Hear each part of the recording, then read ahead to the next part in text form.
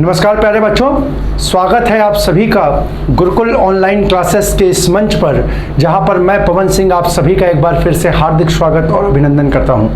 साथियों, आगामी उत्तर प्रदेश पुलिस भर्ती परीक्षा और यूपी पैट के एग्ज़ाम को ध्यान में रखते हुए हम लोग अपने संस्थान की ओर से आप सभी के लिए एक विशेष मुहिम का आयोजन कर रहे हैं, जिसके अंतर्गत हम लोग हिंदी के महत्वपूर्ण प्रश्नों पर चर्चा करते हैं। इन प्रश्नों के अंतर्गत हम लोग विगत परीक्षाओं में पूछे गए कुछ महत्वपूर्ण प्रश्नों को देखते हैं, उन पर अपना अभ्यास करते हैं और उसके साथ साथ जो आगामी परीक्षा के दृष्टिकोण से नए महत्वपूर्ण प्रश्न बन सकते हैं, उन प्रश्नों को लेकर के आपके सामने उपस्थित होते हैं, जिससे कि आपको आगामी परीक्षा में हिंदी के प्रश्नों को करते समय किसी भी प्रकार की समस्या का सामना ना करना पड़े।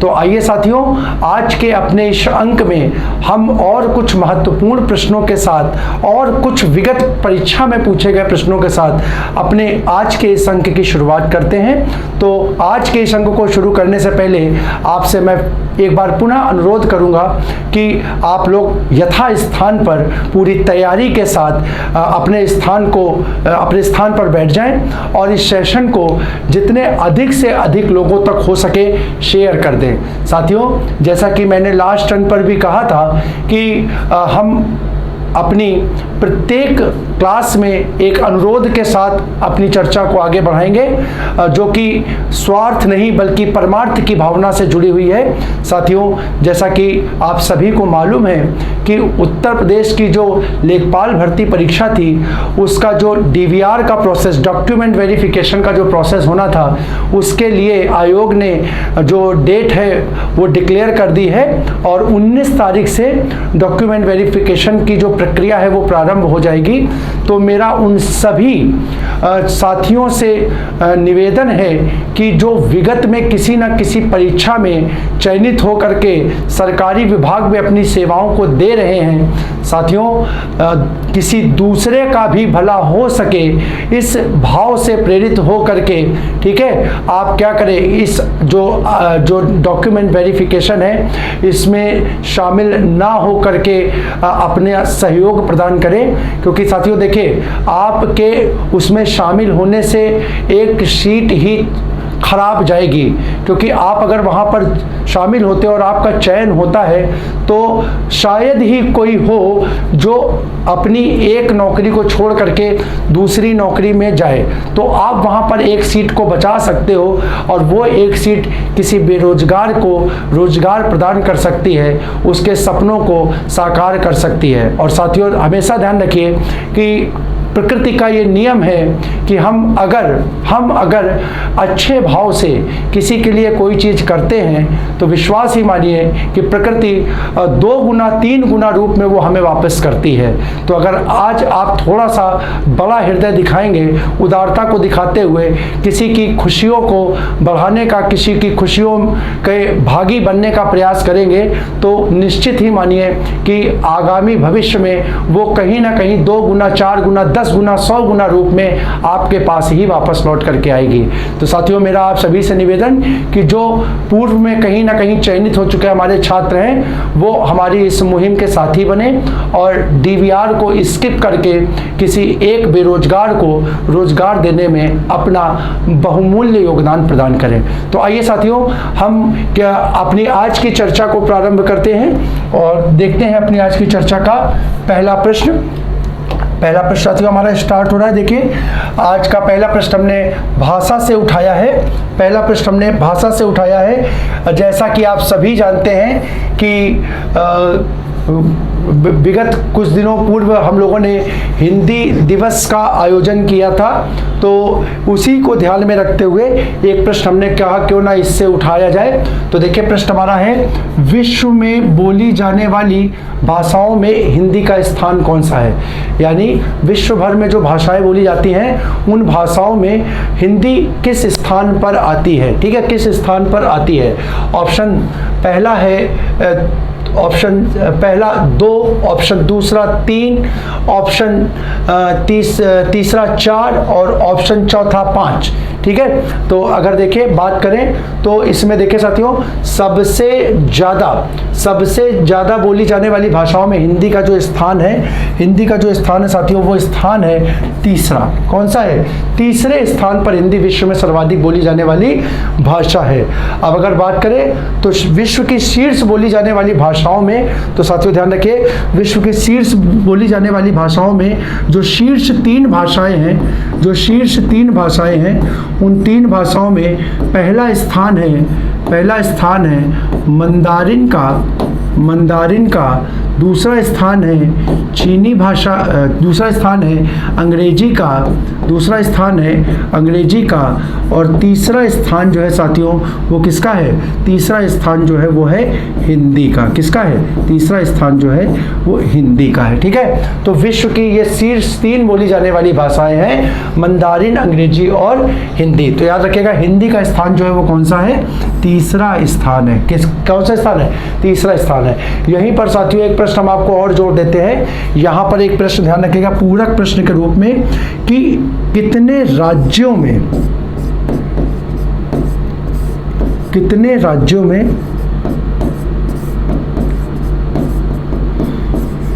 हिंदी भाषा का प्रयोग होता है, या दूसरे शब्दों में कह सकते हैं कि हिंदी भाषी राज्यों की संख्या। अगर भारतवर्ष के संदर्भ में पूछा जाए तो हिंदी भाषी राज्यों यानी ऐसे राज्य जो किसका? हिंदी भाषा का प्रयोग करते हैं, हिंदी पट्टी के, जिसको हम लोग हिंदी पट्टी या हिंदी बेल्ट के राज्य बोलते हैं, उन राज्यों की संख्या कितनी है? हिंदी भाषी राज्यों की संख्या कितनी है? तो ध्यान रखिएगा साथियों, हिंदी भाषी राज्यों की संख्या जो है वो कितनी मानी गई है? तो हिंदी भाषी राज्यों की संख्या 10 मानी गई है। कितनी मानी गई है? 10 मानी गई, यानी 10 राज्य जो है वो कैसे हैं? हिंदी भाषी या हिंदी पट्टी के राज्य कहलाते हैं। तो ये ध्यान रखिएगा, विश्व की तीसरी सबसे बड़ी बोली जाने वाली भाषा है, और भारतवर्ष के 10 राज्यों की प्रमुख, एक प्रकार से ये भी कह सकते हैं कि राजकीय भाषा के रूप में। राजकीय भाषा का मतलब क्या हुआ है? जहां पर शासकीय क्रियाकलाप जो है, शासन संबंधी कार्य जो है वो किसमें? हिंदी भाषा में होते हो। किसमें होते हो? हिंदी भाषा में होते हो। तो ऐसे 10 राज्य हैं जहां की राजकीय या शासकीय भाषा के रूप में हिंदी को मान्यता प्रदान की गई है, और उन्हें हम हिंदी भाषी राज्य के नाम से जानते हैं। किसके नाम से जानते हैं? हिंदी भाषी राज्य के नाम से जानते हैं। तो ये प्रश्न आप याद रखिएगा, पेपर के लिए इंपॉर्टेंट प्रश्न है। अगला देखो, जिन स्वरों के उच्चारण में ओष्ठ वृत्तमुखी या गोलाकार नहीं होते हैं।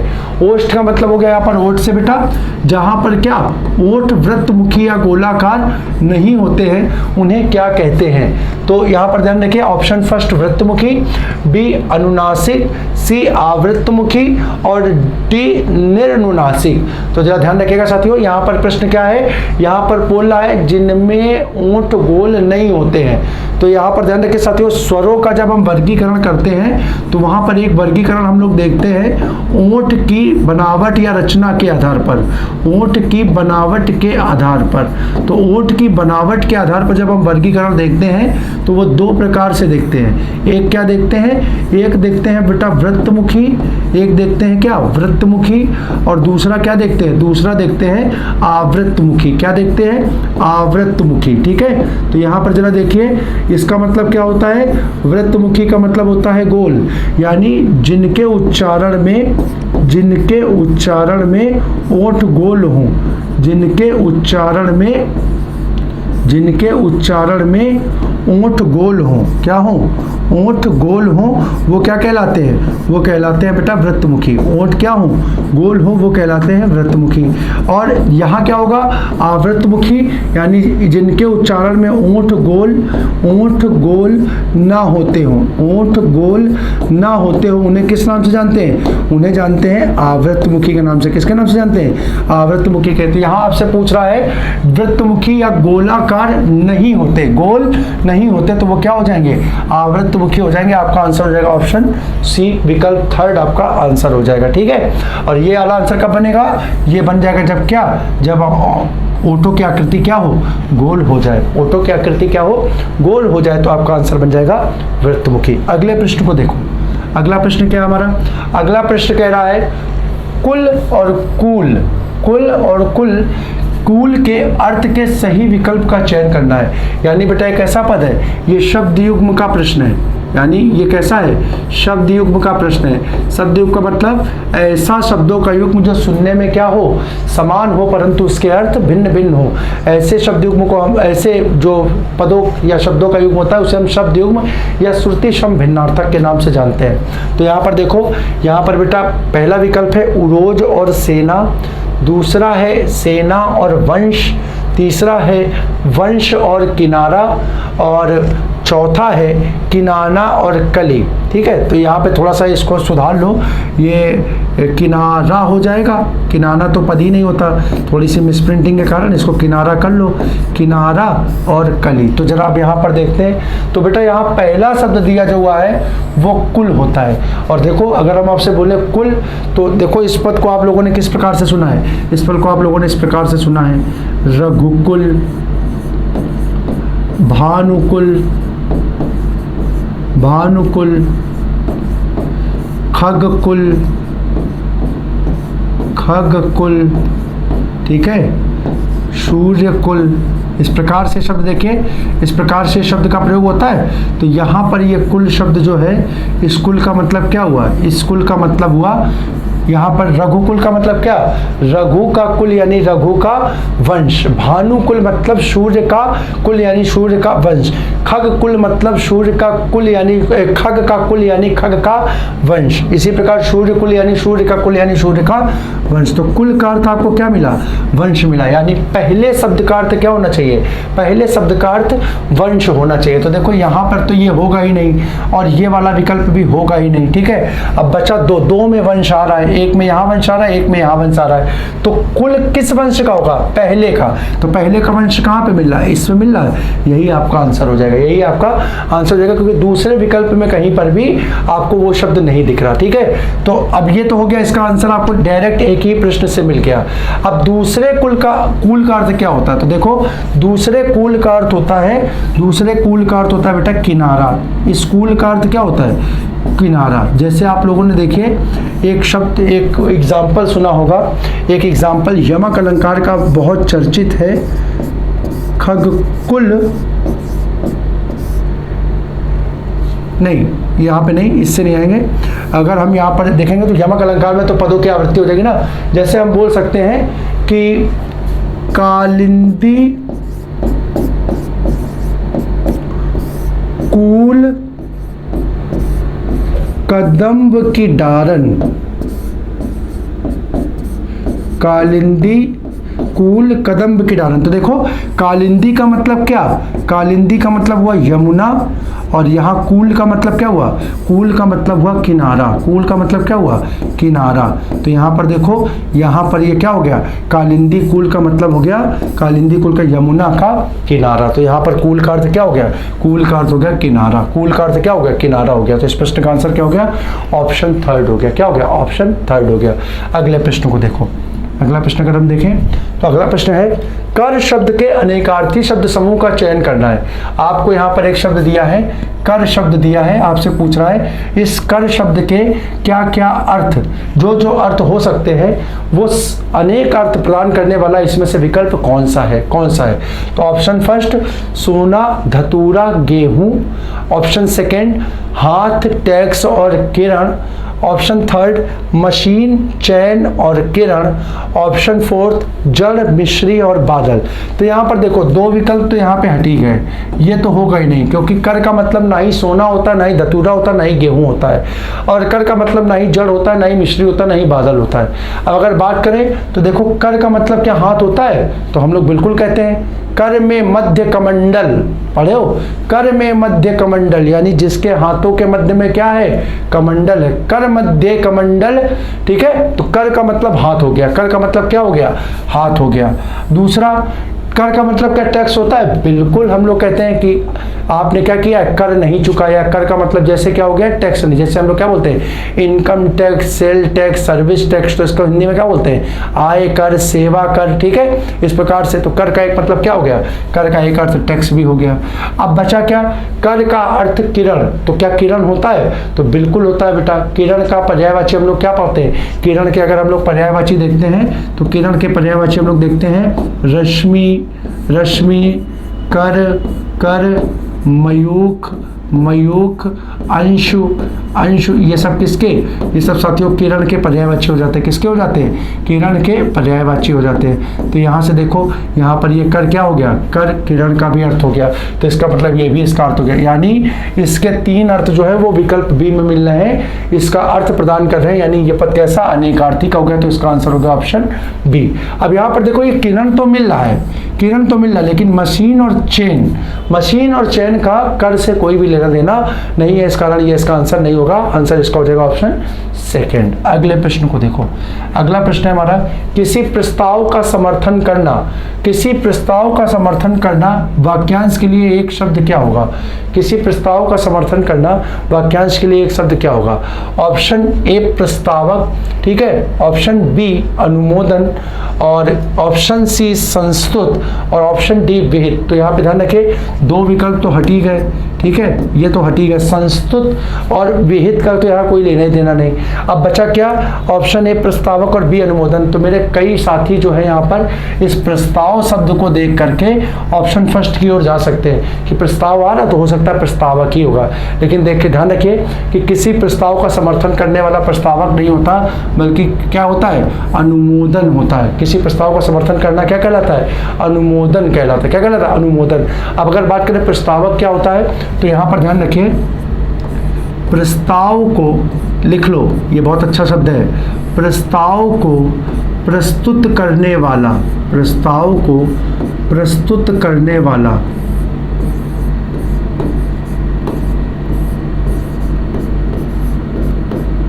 प्रस्ताव को प्रस्तुत करने वाला, यानी कोई एक प्रस्ताव है, किसी चीज को अगर हम क्या है, किसी चीज को किसी के सामने रख रहे हैं, कोई प्रस्ताव दे रहे हैं, तो जो व्यक्ति उस प्रस्ताव को रखेगा, जो व्यक्ति उस प्रस्ताव को रखेगा वो कौन कहलाएगा, प्रस्तावक कहलाएगा। क्या कहलाएगा, प्रस्तावक कहलाएगा। और जब प्रस्ताव रखा जाता है ना बच्चा, तो प्रस्ताव रखने पे एक व्यक्ति वो होता है जो रखने वाले, जो प्रस्ताव को रख रहा है, उस रखने वाले प्रस्ताव का समर्थन करता है कि हाँ भाई ठीक है, आपने जो बात यहाँ पर प्रस्ताव रखा है उसका हम क्या करते हैं, समर्थन करते हैं। तो प्रस्ताव का समर्थन करने, यहाँ पे पूछा गया है प्रस्ताव का समर्थन करना, तो जो प्रस्ताव का समर्थन करने की प्रक्रिया होती है उसको बोलते हैं अनुमोदन। क्या बोलते हैं, अनुमोदन बोलते हैं। यानी प्रस्ताव का समर्थन करना क्या कहलाएगा, अनुमोदन कहलाएगा। तो ये दोनों ध्यान रखिएगा, बहुत इंपॉर्टेंट है कि प्रस्तावक का मतलब होता है प्रस्ताव को रखने वाला, और उसका समर्थन करने वाला होता है अनुमोदन। समर्थन करने को क्या बोलते हैं, अनुमोदन बोलते हैं। अगला क्वेश्चन देखिए, निम्न प्रश्नों में से किसी शब्द के 4 विकल्प दिए गए हैं, ठीक है, किसी शब्द के 4 विकल्प दिए गए हैं, उनमें एक ही विकल्प तत्सम शब्द वाला है। कुल मिलाकर के भाषा को देखिए, ये क्वेश्चन सिर्फ भाषा बनाई गई है, प्रश्न एकदम अगर ठीक से देखो तो उनमें से एक ही विकल्प तत्सम शब्द वाला है। आपको तत्सम, अरे कुल मिला के प्रश्न यही है कि विकल्पों में से तत्सम का चयन करना है, खत्म काम। भाषा को पढ़ने में प्रश्न क्या करेगा, वो आपको उलझाएगा। आप अगर समझ पाओ तो सिंपल से इतना पूछ रहा है कि इसमें से तत्सम शब्द कौन सा है, उसका आपको चयन करना है। तो तत्सम शब्द का मतलब बेटा जानते हो ना, अब तो आप लोग बहुत अच्छे से जान गए होंगे। तत्सम का मतलब क्या होता है, तत्सम का मतलब होता है संस्कृत के जैसा शब्द, संस्कृत के जैसा शब्द, ठीक है, संस्कृत के जैसा। अब विकल्प में देखो क्या कौन सा संस्कृत के जैसा दिख रहा है, तो विकल्प एक गुफा, बी गुफिका, सी गुफिका, तो एक ही जैसा हो गया, ठीक है, और डी गुहा, ठीक है। तो यहाँ पर देखो अगर हम बात करें तो यहाँ पर संस्कृत, ये 2 तो पद ही नहीं है, गुफिका तो कोई पद ही नहीं होता है, ठीक है। अब बचा क्या, एक गुफा और एक गुहा। और अगर हम कहें बेटा इसमें से संस्कृत का पद कौन सा दिखाई दे रहा है, तो आप आंख बंद करके तो सर जी डी दिख रहा है, तो वही आपका आंसर हो जाएगा, आंसर डी ऑप्शन 4 इस प्रश्न का आंसर हो जाएगा गुहा। गुहा का तद्भव क्या होगा, गुहा का तद्भव ही होगा गुफा। यानी ये पद क्या है, ये पद है तत्सम, ये पद क्या है तत्सम, और ये इसका क्या है, ये इसका है तद्भव, ये इसका क्या है तद्भव। तो गुहा का तद्भव हो जाएगा गुफा, गुहा का तद्भव हो जाएगा गुफा। चलो आगे देखो, अगला प्रश्न देखते हैं। पंच परमेश्वर किसकी रचना है? बहुत चर्चित कहानी है साथियों, बहुत चर्चित कहानी है कि पंच परमेश्वर किसकी है। तो ऑप्शन देखो, ए भारतेंदु हरिश्चंद्र, ऑप्शन बी महादेवी वर्मा, सी निराला जी, और ऑप्शन डी प्रेमचंद या मुंशी प्रेमचंद। तो ध्यान रखिएगा साथियों, पंच परमेश्वर जो है वो रचना किसकी है? वो पंच परमेश्वर रचना है मुंशी प्रेमचंद की, मुंशी प्रेमचंद की। और पंच परमेश्वर को ध्यान रखना कि अगर पंच परमेश्वर पूछी जाए कि पंच परमेश्वर की विधा क्या है, पंच परमेश्वर की विधा क्या है, विधा का मतलब ये जो आपकी ये जो है रचना है, ये रचना कैसी लिखी गई है, मतलब कैसी लिखी गई मतलब कि इसका टाइप क्या है। टाइप मतलब जैसे ये कहानी है कि नाटक है कि उपन्यास है, किस तरीके की रचना है। तो ध्यान रखिएगा पंच परमेश्वर जो है वो मुंशी प्रेमचंद की कहानी है। क्या है? कहानी है, ठीक है। पंच परमेश्वर मुंशी प्रेमचंद की कहानी है, बहुत बेहतरीन कहानी है। अगर आपको कभी समय मिले तो आप इसको पढ़िएगा, ठीक है। पंच परमेश्वर, तो ये इसकी विधा क्या हो जाएगी? इसकी विधा हो जाएगी कहानी, इसकी विधा क्या हो जाएगी? कहानी हो जाएगी, ठीक है। बाकी के तीनों विकल्पों का यहाँ से कोई लेना देना नहीं है। साथियों अगर जानना चाहें तो ध्यान रखें, भारतेंदु हरिश्चंद्र कई बार पूछ लेता है, तो देखिएगा भारतेंदु हरिश्चंद्र जो है इनका संबंध, पहली बात तो याद देख लो, ये चारों जो हैं इनका संबंध किससे है? हिंदी में इन चारों का संबंध आधुनिक काल से है। किससे है? ये चारों आधुनिक काल के लेखक या कवि हैं, आधुनिक काल के लेखक या कवि हैं। अब अगर हम चर्चा करें तो आधुनिक काल का वर्गीकरण जो किया गया है, आधुनिक काल का वर्गीकरण जो किया गया है वो 4 प्रकार से किया गया है। आधुनिक काल का वर्गीकरण 4 प्रकार से किया गया है। अब उसमें पूछा जाए तो यहाँ पर भारतेंदु जी, ध्यान रखेगा, भारतेंदु जी जो है, भारतेंदु जी किस युग के कहलाते हैं? तो भारतेंदु जी जो है बेटा वो किस युग में आ जाएंगे? भारतेंदु जी जो उनका युग ही उन्हीं के नाम से ही पड़ा है, भारतेंदु युग। क्या नाम पड़ा है? भारतेंदु युग, ठीक है। इस प्रकार से जब बात करोगे तो महादेवी और निराला, कल की क्लास में मैंने या परसों की क्लास में शायद आप लोगों को रिवीजन कराया था कि अगर कभी पूछा जाए कि इनका युग क्या है तो इनका युग है छायावाद। कौन सा युग है? ये छायावाद युग से संबंधित है, छायावाद युग से संबंधित है। और कभी अगर मुंशी प्रेमचंद की चर्चा की जाए तो ध्यान रखिएगा मुंशी प्रेमचंद जी का संबंध किस युग से है? तो मुंशी प्रेमचंद जी का संबंध जो है वो साथियों द्विवेदी युग से माना जाता है। किससे माना जाता है? द्विवेदी युग से माना जाता है। अच्छा, यहाँ पर यहाँ पर और भी थोड़ा सा ध्यान रखें, थोड़ी सी वो थोड़ा सा कहीं आपको मिल सकता है अंतर, कि कुछ लोग जानते हो मुंशी प्रेमचंद्र जो इनका हिंदी के गद्य में जो इनका योगदान है, क्योंकि यहाँ पर देखो आधुनिक काल को हम लोग गद्य काल के नाम से भी जानते हैं। किसके नाम से जानते हैं? गद्य काल के नाम से जानते हैं। और हिंदी गद्य के क्षेत्र में जो मुंशी प्रेमचंद का, चाहे वो कहानी हो, चाहे नाटक हो, चाहे उपन्यास हो, इसमें जो इनकी भूमिका है वो इतनी महत्वपूर्ण है कि हिंदी के कुछ लोगों ने इनके नाम से ही एक प्रेमचंद्र युग, एक नया युग बना दिया है गद्य काल में, जिसे प्रेमचंद्र युग की उपमा दी गई है। तो ध्यान रखिएगा, कुछ लोग इनके नाम को एक अलग नाम से ही जानते हैं कि प्रेमचंद्र युग, यानी कि वो युग जो द्विवेदी और छायावाद के मध्य में पाया जाता है, द्विवेदी और छायावाद के मध्य में गद्य काल के रूप में पाया जाता है। तो कहीं कहीं इनके युग को प्रेमचंद्र युग के नाम से भी जाना जाता है, प्रेमचंद्र युग के नाम से भी जाना जाता है। तो कभी विकल्प में आ जाए तो ध्यान रखिएगा प्रेमचंद्र युग या द्विवेदी युग, दोनों में से कोई भी इसका आंसर हो सकता है। और दोनों कभी एक साथ वैसे आते नहीं है, ज्यादातर क्वेश्चन जो मान्य हुआ है वो द्विवेदी युग के रूप में ही मान्य हुआ है। अगले प्रश्न को देखो, अगला प्रश्न क्या है? निम्नांकित प्रश्नों में से विशेषण की दृष्टि से अशुद्ध वाक्य का चयन करना। विशेषण की दृष्टि से अशुद्ध, यानी यहाँ पर आपको पहचानना क्या है? यहाँ पर आपको पहचानना है किस वाक्य में विशेषण, गलत विशेषण का प्रयोग हुआ है। पहला वाक्य माधुरी गुणवान नायिका है, ऑप्शन दूसरा वह भाग्यवती स्त्री है, तीसरा वे भाग्यवान पुरुष हैं, और चौथा आप बुद्धिमान व्यक्ति हैं। तो साथियों सबसे देखो ये इतना बेहतरीन प्रश्न बन गया है कि यहाँ पर आपसे विशेषण में अशुद्धि पूछ रहा है, तो पहली बात तो इन सारे वाक्यों में आपको विशेषण खोजना पड़ेगा। सारे वाक्यों में आपको विशेषण का, अगर आप विशेषण ही नहीं खोज पा रहे हो तो उसमें अशुद्धि कहाँ से देखोगे। तो पहली बात मैं आपके सामने विशेषण बताता हूँ। तो देखो यहाँ पर विशेषण है गुणवान, भाग्यवती, भाग्यवान और बुद्धिमान। ठीक है, ये 4 विशेषण है। अब यहां पर देखना क्या है कि इन 4 में से कोई एक विशेषण गलत है। अब वो विशेषण कौन सा गलत है वो आपको यहां पर देखना है। तो देखो गुणवान शब्द जो है यहां पर देखो, अगर मैं इस क्वेश्चन को अलग करके लिख दूं, जरा ध्यान से देखना। गुणवान, भाग्यवती,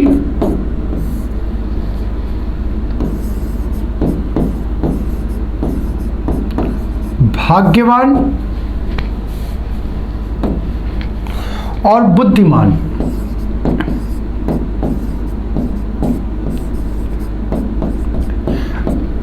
मेरे ख्याल से अब चीजें आपको थोड़ा आसानी से स्पष्ट होंगी। अब यहां पर पूछा गया है कि इनमें से ये जो 4 विकल्प किस विशेषण का प्रयोग जो है वो अशुद्ध है, तो वो पहचानोगे कैसे। देखो बेटा, यहां पर ये प्रश्न विशेषण में जरूर पूछ रहा है, लेकिन बहुत जान करके, इसीलिए मैं कहता हूं ना परीक्षा में कॉन्सेप्ट का मिलान बहुत जरूरी होता है कि कौन आंसर जो है एक विषय के साथ या एक टॉपिक के साथ दूसरा टॉपिक मिल करके कैसे आंसर आपका निकालेगा, वो यहाँ इंपॉर्टेंट है। देखो यहाँ पर ये प्रश्न जरूर विशेषण का है, लेकिन यहाँ पर अशुद्धि जो है ना बेटा, वो आपको लिंग से मिलेगी। किससे मिलेगी? लिंग से मिलेगी। अब जरा यहाँ बताओ हमें, यहाँ पर एक गुणवान शब्द किसके लिए प्रयोग हुआ है? गुणवान शब्द नायिका के लिए हुआ है, भाग्यवती शब्द स्त्री के लिए हुआ है, भाग्यवान शब्द पुरुष के लिए हुआ है और बुद्धिमान शब्द व्यक्ति के लिए हुआ है। जरा ध्यान से देखना। तो यहाँ पर ये गुणवान शब्द जो है वो नायिका के लिए हुआ है। गुणवान शब्द नायिका, गुणवान कौन है? नायिका। भाग्यवती कौन है? स्त्री। भाग्यवती कौन है? स्त्री। भाग्यवान कौन है? पुरुष। भाग्यवान कौन है? पुरुष। और बुद्धिमान कौन है? व्यक्ति। अब जरा ध्यान से देखो, यहां पर देखो, यहां पर बहुत आसानी से देख सकते हो। नायिका जो है वो कौन सा है? नायिका जो है वो स्त्रीलिंग है। स्त्री वो है वो क्या है? स्त्रीलिंग है। पुरुष जो है वो क्या है? पुल्लिंग है। और व्यक्ति जो है क्या है? वो पुल्लिंग का है। अब क्वेश्चन को देखो जरा, हमने आपको एक चीज बताया था कि जो संबंधित, अगर बात करें, अगर ये क्या है? अगर ये विशेषण है, अगर ये क्या है? विशेषण है, तो ये पद बेटा किसका हो जाएगा? ये पद हो जाएगा विशेष्य का।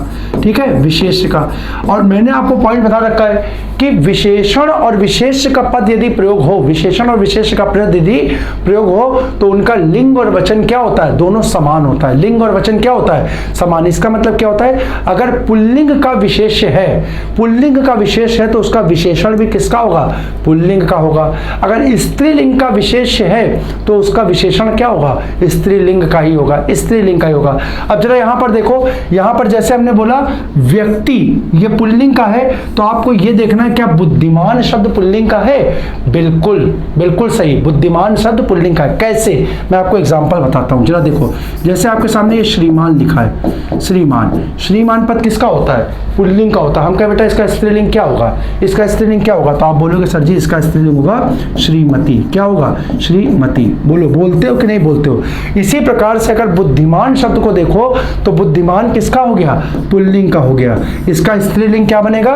इसका स्त्रीलिंग बनेगा बुद्धिमती। क्या बनेगा? बुद्धिमती। यानी ये दोनों पद सही हैं। जो विशेषण है वही विशेष है, जो विशेषण है वही विशेष है। इस प्रकार से ये देखो, भाग्यवान, भाग्यवान भी जो पद है वो किसका है? पुल्लिंग का है। किसका है? पुल्लिंग का है। तो यहाँ पर पुल्लिंग का विशेषण है और पुल्लिंग का ही यहाँ क्या हो गया? पुल्लिंग का ही विशेष हो गया। यानी ये भी सही है, ये भी क्या है? सही है। ठीक है, ये भी सही है।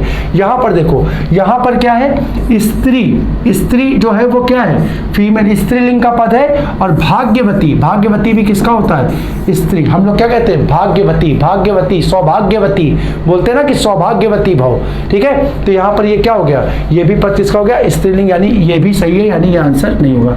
लेकिन यहाँ पर देखो, यहाँ पर ये पद नायिका जो है, नायिका पद किसका है? स्त्रीलिंग का है। लेकिन ये गुणवान पद क्या क्या है, गुणवान पद जो है बेटा वो पुल्लिंग का है। लेकिन देखो यहाँ पर स्त्रीलिंग स्त्रीलिंग, पुल्लिंग पुल्लिंग, पुल्लिंग पुल्लिंग, लेकिन यहाँ पर क्या हुआ, पुल्लिंग के साथ स्त्रीलिंग आ गया, पुल्लिंग के साथ स्त्रीलिंग आ गया, पुल्लिंग के साथ स्त्रीलिंग पता तो ये क्या हो गया, गलत हो गया। यानी यही आपका क्या होगा, अगर ये सॉरी यहाँ पर इसको देखो ये सही था, ये अगर गलत हो गया, ये अगर गलत हो गया तो आपका आंसर क्या होगा, आपसे क्या पूछा है, अशुद्ध पूछा है, आपसे अशुद्ध पूछा तो यही आपका आंसर हो जाएगा।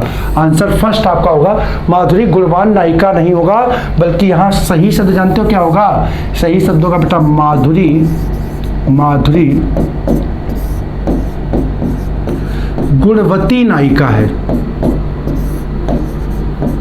गुणवती नायिका है, ठीक है, गुणवान नहीं गुणवती। अब जब यहाँ पर देखोगे ना तो ये गुणवती भी किसका हो गया, गुणवती स्त्रीलिंग का पद हो गया, और नायिका भी क्या है, स्त्रीलिंग का पद है, तो ये सही हो जाएगा। तो यहाँ पे आपसे अशुद्ध पूछा था तो यहाँ पर गुणवती की जगह गुणवान लिखा तो ये आपका अशुद्ध हो जाएगा। ठीक है, देखो विशेषण विशेष का क्वेश्चन है और लॉजिक कौन सा लग रहा है, लॉजिक देखो आप लिंग के क्वेश्चन से इसको निकाल पा रहे हो। क्यों, क्योंकि यहाँ पर गुणवान शब्द जो होता है वो पुल्लिंग का है और वो किसके साथ आ रहा है, वो स्त्रीलिंग के साथ आ रहा है, किसके साथ आ रहा है, स्त्रीलिंग के साथ आ रहा है, इस कारण से आंसर आपका गलत हो गया। बहुत मतलब ऐसा है, इसको बहुत इंपॉर्टेंट मार्क कर लो, पेपर के लिए बहुत शानदार प्रश्न है, बहुत शानदार प्रश्न है। ठीक है, अगला प्रश्न देखो, अगले प्रश्न की ओर अगर बढ़े, संप्रदान कारक का कारक चिन्ह क्या होता है, कारण नहीं, संप्रदान कारक का कारक और चिन्ह क्या होता है, संप्रदान कारक का कारक और चिन्ह क्या होता है। ऑप्शन फर्स्ट ने, बी से, सी को और डी के लिए। ठीक है, तो यहाँ पर सभी जानते हो संप्रदान कारक का चिन्ह होता है ऑप्शन डी के लिए, कई बार हम इसकी चर्चा कर चुके हैं। साथियों एक चीज और ध्यान रखना, एक चीज और ध्यान रखना, यहाँ पर अगर के लिए ना हो तो कहीं कहीं वाक्य में के लिए की जगह को का प्रयोग देखने को भी मिलता है। तो यहाँ पर चूंकि के लिए है तो वो मान्य हो जाएगा, वो मान्य हो जाएगा। लेकिन जब हम आपको कारक जैसे कोई क्वेश्चन बीच में आएगा तो वहां पर बताएंगे कि को चिन्ह जो है वो भी संप्रदान कारक के रूप में प्रयोग हो जाता है, संप्रदान कारक के रूप में प्रयोग हो जाता है। ठीक है, तो ध्यान रखिएगा हमेशा के लिए नहीं, सामान्य रूप से के लिए, लेकिन कभी कभी को चिन्ह का प्रयोग भी संप्रदान कारक के रूप में होता है। ठीक है, अगला प्रश्न, पुष्प धनवा किसका पर्यायवाची है, पुष्प धनवा किसका पर्यायवाची है। तो बहुत गजब क्वेश्चन है। ऑप्शन फर्स्ट अनंग, बी त्रिपुर, सी शक्र और डी वरुण। विकल्प ही इसके बहुत बेहतरीन है। अगर आपको पुष्प धनवा पर्यायवाची पूछ रहा है तो पहले आपको मालूम होना चाहिए कि पुष्प धनवा मतलब क्या होता है, तब तो आपको समझ में आएगा। तो ध्यान रखो बेटा, पुष्प धनवा किसका, पुष्प धनवा पर्यायवाची होता है कामदेव का। किसका होता है, कामदेव का। अब यहाँ पर विकल्प में कहीं कामदेव नहीं दिया है, लेकिन अब कामदेव का होगा क्या, तो कामदेव का पर्यायवाची होता है बेटा इसमें ऑप्शन फर्स्ट अनंग। कामदेव का पर्यायवाची होता है अनंग, यानी पुष्प धनिया किसका पर्यायवाची हो जाएगा, पुष्प धनवा ऑप्शन फर्स्ट अनंग का पर्यायवाची हो जाएगा। ठीक है, अच्छा अब यहाँ पर देखो त्रिपुर, त्रिपुर का मतलब एक राक्षस का नाम था, राक्षस का एक नाम था जिसका वध किसने किया था, शिव का वध किया था, और इसी कारण शिव का एक नाम पड़ा था त्रिपुरारी। क्या पड़ा था, त्रिपुरारी। ठीक है, त्रिपुरारी। तो त्रिपुरारी जो है वो किसका हो जाएगा, त्रिपुरारी शिव का होगा। त्रिपुरारी किसका, यहाँ पर देखना कुछ बच्चे तुरंत दिमाग लगा सकते हैं कि सर त्रिपुर शिव का है। नहीं नहीं नहीं, त्रिपुर शिव का नहीं है, ध्यान रखना। त्रिपुर जो है, त्रिपुर एक राक्षस था, त्रिपुर जो है वो कौन था, वो एक राक्षस था। और त्रिपुर का कौन था, अरि, अरि, त्रिपुर धन अरि, अरि मतलब शत्रु, इस राक्षस का कौन, शत्रु। शत्रु का मतलब जो इस राक्षस का क्या करे, वध करे, जो इस राक्षस का वध करे। और त्रिपुर के साथ जब अरि जुड़ेगा ना तो वो त्रिपुरारी बनेगा, और शिव का पर्यायवाची त्रिपुरारी है, ना कि त्रिपुर है। शिव का पर्यायवाची त्रिपुरारी, त्रिपुरारी बोलते हैं शिव को। ठीक है, क्यों बोलते हैं तो वो मीनिंग बता दी मैंने आपको, मीनिंग बता दी। शक्र, शक्र साथियों लिख लो इंद्र का पर्यायवाची होता है। किसका होता है, इंद्र का होता है। और वरुण आप सभी जानते हो, वरुण का मतलब वर्षा का देवता, वर्षा नहीं, वर्षा नहीं, जल का देवता। किसका, जल का देवता। वर्षा का देवता साथियों इंद्र हो जाएगा। ठीक है, जल का देवता अगर कभी पूछा जाए तो ध्यान रखिएगा जल का देवता वरुण, और यहाँ वर्षा का देवता अगर पूछा जाए तो ध्यान रखना वर्षा का देवता कौन होता है, बारिश का या वर्षा का देवता इंद्र होता है। ये भी ध्यान रख लेना। ठीक है, तो ये आपके सामने इस प्रश्न के आंसर और विकल्प हो गए। अगले प्रश्न को देखो, रातों रात में समास कौन सा होगा, रातों रात में समास कौन सा होगा। ऑप्शन ए कर्मधारय, बी द्वंद्व, सी अव्ययी भाव और डी तत्पुरुष समास, डी तत्पुरुष समास। तो साथियों देखो, अगर इस पद को देखो तो यहाँ पर रातों रात पद क्या है, रातों रात, यानी दो पद जो है वो एक ही है। बात करें तो रात और रात, और जब यहाँ पर देखो तो ये पद की क्या हो गई, आवृत्ति हो गई। क्या हो गई, आवृत्ति हो गई। और अगर क्या होता है किसी समास में पदों की क्या हो जाती है, आवृत्ति हो जाती है। क्या हो जाती है, आवृत्ति हो जाती है। तो मेरे भाइयों वहाँ कौन सा समास हो जाता है, वहाँ अव्ययी भाव समास हो जाता है। कौन सा हो जाता है, अव्ययी भाव समास हो जाता है। आंसर इसका हो जाएगा ऑप्शन सी, अव्ययी भाव समास। क्या हो जाएगा, अव्ययी भाव समास। अगले प्रश्न को देखो। अगले प्रश्न की अगर बात करें तो धातु के साथ प्रत्यय का प्रयोग कहाँ होता है। अरे धातु की तो बात ही छोड़ दो, सिर्फ इतना ध्यान रखो, अगर परिभाषा देखो तो प्रत्यय का प्रयोग कहाँ होता है। आपको प्रत्यय, अगर प्रत्यय की डेफिनेशन मालूम है तो भी कंफर्म हो जाएगा। प्रत्यय जो होता है वो क्या होता है, प्रत्यय जो होता है वो किसी पद के अंत में जुड़ने वाला, प्रत्यय का मतलब ही होता है पद के अंत में जुड़ने वाला, पद के अंत में जुड़ने वाला शब्दांश, पद के अंत में जुड़ने वाला शब्दांश। विकल्प देख लो। विकल्प ए पूर्व, पूर्व का मतलब क्या होगा, पूर्व का मतलब हो गया पहले, ए पूर्व, बी मध्य और सी अंत और डी दो धातुओं के मध्य में। तो धातु पूछा है, प्रत्यय अगर है, प्रत्यय तो कहाँ लगेगा, पद के अंत में लगेगा। कहाँ लगेगा, पद के अंत में। आंसर हो जाएगा सी। अब अगर देखो पूर्व यानी पहले लगे तो साथियों वो क्या कहलाता है, वो कहलाता है उपसर्ग। क्या कहलाता है, उपसर्ग। और अगर मध्य में आए तो साथियों मध्य में अगर प्रयोग हो तो उसी को हम लोग बोलते हैं परसर्ग। क्या बोलते हैं, परसर्ग, या इसी को हम लोग जानते हैं कारक के नाम से। किसके नाम से जानते हैं, कारक के नाम से। यानी दो पदों के मध्य में, दो पदों के मध्य में प्रयुक्त होने वाले, पदों के मध्य में प्रयुक्त, मध्य में अगर प्रयुक्त होंगे तो क्या करेंगे, मध्य में प्रयुक्त होने वाले, मध्य में प्रयुक्त होने वाले शब्द जो होंगे वो क्या कहलाएंगे, वो परसर्ग या कारक कहलाते। क्या कहलाते, परसर्ग या कारक कहलाते। ठीक, अगले क्वेश्चन को देखो। अगला क्वेश्चन आपका है, अगला क्वेश्चन है मैं सो चुका हूँ। ठीक है, अगला क्वेश्चन आपका है मैं सो चुका हूँ। इस वाक्य में भूतकाल का कौन सा भेद है। कभी कभी चीज़ें क्या होती है, कभी कभी चीज़ें उस रूप में सामने आ जाती है जो चीज़ हम लोग घटित कर रहे होते हैं। ठीक है, अभी प्रश्न भी उसी का एक उदाहरण है। ठीक है ना अंकित भाई। चलो, तो मैं सो चुका हूँ यहाँ पर पूछ रहा है इस वाक्य में भूतकाल का कौन सा भेद है। तो ऑप्शन फर्स्ट सामान्य भूत, डी पूर्ण भूत, सी आसन्न भूत और डी संदिग्ध भूत। तो देखो मेरे भाई, यहाँ पर आप बहुत आसानी से अगर देखोगे तो आप लोग एकदम हंस करके कहोगे सर जी ये क्या दिक्कत है, हम तो मालूम है काल को पहचानना है तो उसके लिए सबसे इंपॉर्टेंट क्या होता है, आप बता चुके हो सहायक क्रिया। चुका हूँ हम बता चुके हैं, चुका है, चुकी है, चुके हैं या चुका हूँ। चुका है, चुकी है, चुके हैं या चुका हूँ, ये सहायक क्रिया किसकी होती है, ये साथियों होती है पूर्ण वर्तमान की। किसकी होती है, पूर्ण वर्तमान की। बिल्कुल एकदम आप सही हो। लेकिन अब देखो है क्या, यहाँ भैया पूर्ण वर्तमान दिया ही नहीं है। यहाँ क्या है, खेल गया आपके साथ। बढ़िया क्वेश्चन एकदम, आप पहचान तो दिखा दी आपको, आपने एकदम मन में प्रसन्न भी हो लिया आप एकदम से। अरे पूर्ण, देखें यहाँ क्या किया उसने, खेल दिया, पूर्ण भूत दे दिया, पूर्ण वर्तमान दिया नहीं। अब आप कहोगे आप क्या करें, तो साथियों करें क्या, आंसर निकलेगा।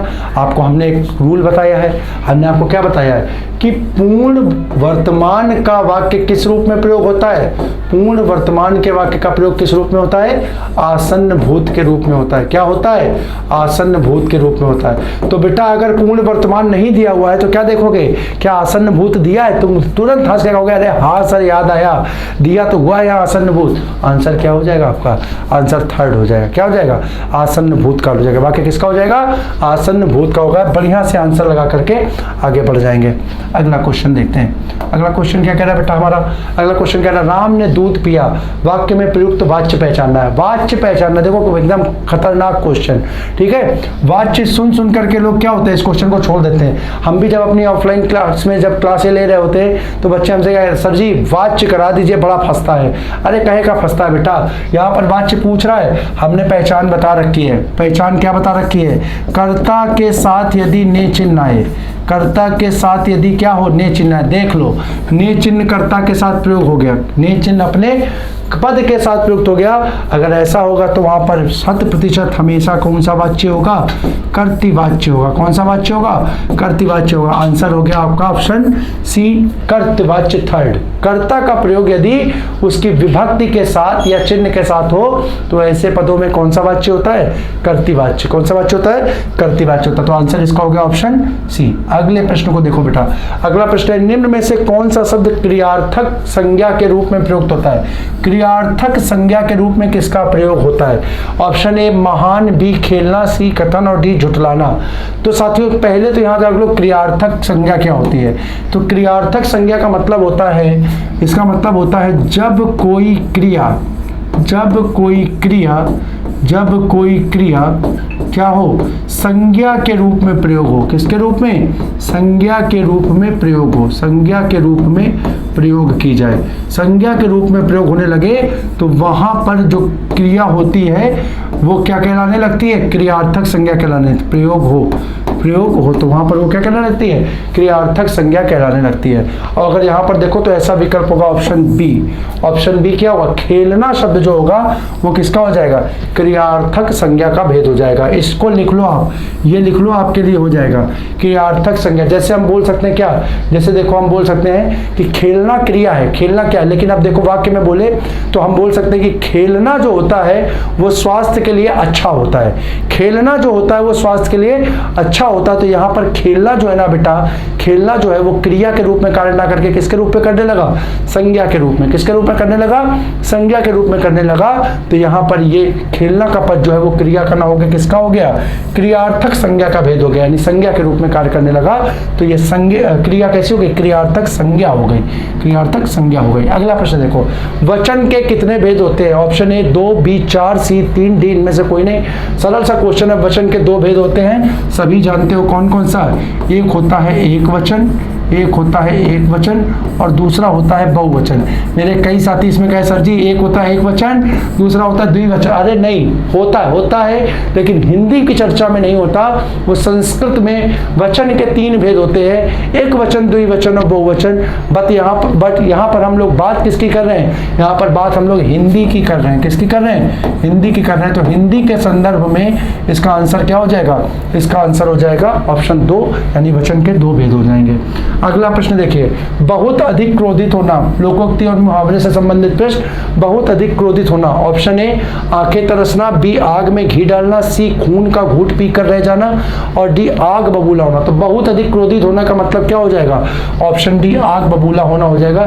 सीधे सीधे आपका आंसर है, ठीक है। आंखें तरसना, आंखें तरसना का मतलब क्या हो जाएगा, मतलब इंतजार करना, किसी का बहुत क्या करना, इंतजार करना, मतलब आंखें तरसना। आग में घी डालना, आग में घी डालने का मतलब क्या हो जाएगा, और अधिक क्रोधित करना, क्या करना, किसी को जो है बात को बढ़ा चढ़ा करके प्रस्तुत करना, आग में घी डालना, और अधिक गुस्से पे और गुस्सा दिलाना, वो हो जाएगा आग में घी डालना, ठीक है। अगले क्वेश्चन को देखो, अगला क्वेश्चन है ज्ञान मार्गी शाखा से संबद्ध कवि कौन है। ज्ञान मार्गी शाखा से संबद्ध कवि कौन है, तो चलो देखते हैं। ऑप्शन ए कबीर, बी जायसी, सी बिहारी और डी तुलसी। तो बेटा एक प्रश्न का आंसर लगा लो, इस प्रश्न का आंसर होगा ऑप्शन फर्स्ट कबीर। अब जरा देखो ज्ञान मार्गी शाखा वास्तव में बेटा है क्या, जरा ध्यान से देखो। तो जब हम हिंदी में देखते हैं साहित्य का विभाजन, तो साहित्य की एक शाखा है हिंदी में, हिंदी साहित्य का विभाजन 4 युगों में किया गया है या 4 कालों में किया गया, जिसमें एक है भक्ति काल। भक्ति काल जो है बेटा वो बहुत इंपॉर्टेंट है। इसकी 2 शाखाएं हमें मिलती है, 2 शाखाएं मिलती हैं। एक मिलती है निर्गुण भक्ति शाखा और दूसरी मिलती है बेटा सगुण भक्ति शाखा। दूसरी क्या मिलती है, सगुण भक्ति शाखा। कौन सी मिलती है, सगुण भक्ति शाखा, ठीक है। अब अगर बात करें तो निर्गुण के भी बेटा 2 भेद मिल जाते हैं, निर्गुण के भी 2 भेद मिल जाते हैं। एक होता है बेटा ज्ञान मार्गी, एक होता है बेटा ज्ञान मार्गी और दूसरा दूसरा क्या कहलाता है बेटा, दूसरा कहलाता है प्रेम मार्गी। दूसरा क्या कहलाता है, प्रेम मार्गी। पक्का बेटा। अब अगर हम चर्चा करें तो या क्या कह दो सर जी ये इस प्रकार से यहाँ भी वर्गीकरण है, तो हम कहेंगे हाँ बेटा यहाँ भी होता है। यहाँ क्या होता है, तो एक कहलाती है राम मार्गी, एक होती है राम मार्गी, और दूसरी क्या कहलाती है, दूसरी बेटा कहलाती है कृष्ण मार्गी। क्या कहलाती है, कृष्ण मार्गी। इस प्रकार से इसको अगर देख लो तो तुम पूरे भक्ति काल को समझ सकते हो छोटे से उसमें। अब बस इसके अंदर आपको कवियों को रखना है, ठीक है। ये भक्ति काल को इस प्रकार से वर्गीकृत किया गया है। तो आपसे क्वेश्चन जो पूछा गया वो ये पूछा गया है कि इस शाखा से संबंधित कौन है, इस शाखा से संबंधित कौन है। तो इस शाखा से संबंध बेटा यहाँ जानते हो किसका है, इस शाखा से संबंध कबीर का है। कबीर जो है वो भक्ति काल के, देखो है ये भक्ति काल के। इसी प्रकार से अगर जायसी को देखोगे ना तो ज्ञान मार्गी का नहीं होगा, अगर जायसी किसके हो जाएंगे, जायसी प्रेम मार्गी के हो जाएंगे। जायसी किसके हो जाएंगे, प्रेम मार्गी के हो जाएंगे, ठीक है। जायसी का संबंध किससे हो जाएगा, जायसी का संबंध प्रेम मार्गी से हो जाएगा। जायसी का संबंध प्रेम मार्गी से हो जाएगा। समझ में आ रहा है, ठीक है। इसी प्रकार से यहाँ पर देखो एक तुलसी दिया है, तो तुलसी सभी जानते हो ना, तुलसी ने किसकी भक्ति की है, राम मार्गी, यानी वो राम के उपासक हो जाएंगे, राम के मार्ग के हो जाएंगे, तो वो हो जाएंगे राम मार्गी। तो बेसिक चीज समझो, मैं जो आपको बताया कि यहाँ पर चाहे कबीर हो, चाहे जायसी हो, चाहे तुलसी हो, इन तीनों का संबंध किससे, इन तीनों का संबंध बेटा भक्ति काल से। यानी कबीर और जायसी और तुलसी ये तीनों किसके हो जाएंगे, ये तीनों भक्ति काल के कवि हो जाएंगे। किसके हो जाएंगे, भक्ति काल के कवि। और ये जब बिहारी की बात करेंगे तो बिहारी बेटा हिंदी साहित्य के एक अन्य काल जिसको हम रीति काल के नाम से जानते हैं उस काल के कवि होंगे, ठीक है। अब अगर आपसे पूछा जाए कि तुलसी का संबंध किस शाखा से, तो तुलसी का संबंध राम मार्गी शाखा। काल कौन सा है, भक्ति काल, लेकिन शाखा कौन सी, राम मार्गी। इसी प्रकार से पूछा जाए जायसी का संबंध किससे है, तो बेटा उनका संबंध हो जाएगा प्रेम मार्गी। किससे हो जाएगा, प्रेम मार्गी से। तो ये चीज ध्यान रखना। अगला प्रश्न देखो, अगला प्रश्न है रस का शाब्दिक अर्थ क्या होता है। रस का शाब्दिक अर्थ क्या होता है। ऑप्शन ए काव्य की आत्मा, बी आनंद, सी भाव और डी कोई नहीं। तो आप जानते हो रस की परिभाषा जब हम देखते हैं तो क्या बोलते हैं, रस का मतलब होता है जब किसी काव्य को सुनने पर क्या हो, जब किसी काव्य को सुनने पर आनंद की अनुभूति हो। क्या हो, आनंद की अनुभूति हो। तो आनंद जिसको सुनने पर प्राप्त हो वो क्या होगा, रस हो जाएगा। तो रस का शाब्दिक अर्थ क्या मिलेगा, ऑप्शन बी आनंद मिल जाएगा। क्या मिल जाएगा, ऑप्शन बी आनंद मिल जाएगा। अगला प्रश्न देखो, विशेषण की विशेषता बताने वाला पद कहलाता है। विशेषण की विशेषता बताने वाले पद को क्या कहते हैं। ऑप्शन फर्स्ट क्रिया विशेषण, बी विशेष, सी प्रविशेषण और डी विधेय। तो साथियों ध्यान रखो, विशेषण की विशेषता बताने के लिए जो पद होता है उसे बोलते हैं प्रविशेषण। क्या बोलते हैं, प्रविशेषण, ठीक है। विशेष, विशेष का मतलब क्या होता है, विशेष का मतलब होता है जिसकी विशेषता बताई जाए, जिसकी विशेषता बताई जाए, जिसकी विशेषता। यानी ये शब्द वो होता है विशेषण जिसकी विशेषता बताए, विशेषण जिसकी, विशेषण की नहीं, विशेषण जिसकी विशेषता बताए, जिसकी विशेषता बताई जाए वो क्या कहलाता है, विशेष कहलाता है। क्या कहलाता है, विशेष कहलाता है, ठीक है। दूसरा विधेय, हमने आपको कल पढ़ाया था। विधेय जो होता है ना, विधेय का मतलब होता है, विधेय का मतलब होता है किसी वाक्य में मुख्य रूप से प्रयुक्त क्रिया, या दूसरे शब्दों में हम कह सकते हैं कि कर्ता के अतिरिक्त, कर्ता के अतिरिक्त वाक्य का शेष भाग, वाक्य का शेष भाग, वाक्य का शेष भाग वो क्या कहलाता है, वो कहलाता है बेटा विधेय। क्या कहलाता है, विधेय। और क्रिया विशेषण, क्रिया विशेषण का मतलब होता है बेटा क्या, क्रिया विशेषण का मतलब होता है क्रिया की विशेषता बताने वाला, क्रिया की विशेषता बताने वाला, क्रिया की विशेषता बताने वाला क्या कहलाता है, क्रिया विशेषण कहलाता है। क्रिया की विशेषता बताने वाला क्या कहलाता है, क्रिया विशेषण कहलाता है, ठीक है। तो इस प्रकार से इस प्रश्न का आंसर हो जाएगा विशेषण की विशेषता बताने वाला ऑप्शन सी प्रविशेषण।